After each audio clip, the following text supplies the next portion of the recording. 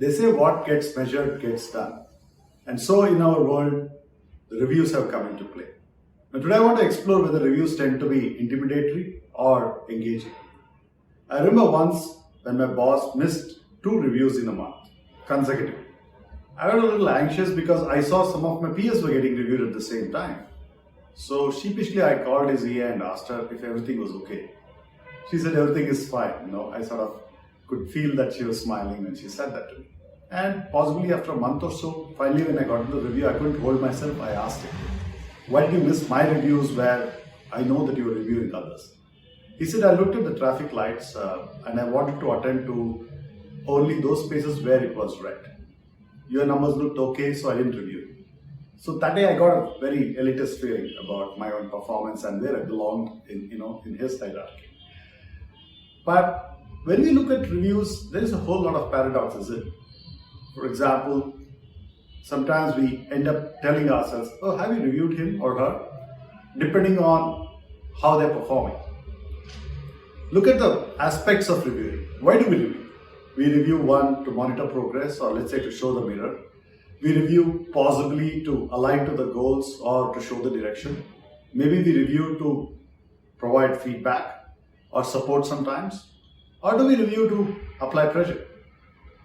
So there are many reasons that we review, and sometimes we are lost as to why we are even reviewing, don't we? And reviews in many organizations have become a norm, and it's a tick that they end up doing no matter what. So if you had to look at the conversations that goes around, I'm sure you've heard telling each other, especially when somebody's struggling for performance or down on that front, you end up asking your own colleagues saying, have you reviewed him or her? How frequently do you review? Or next time when you review, can you tell them this?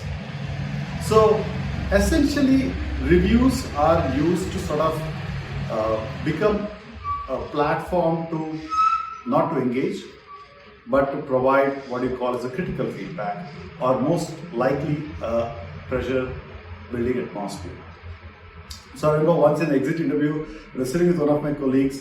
He said, I am disgusted by the review process in this organization. So one of the reasons for his leaving was reviews. He said, Kamal, Friday I am busy preparing for the reviews which is happening on Monday.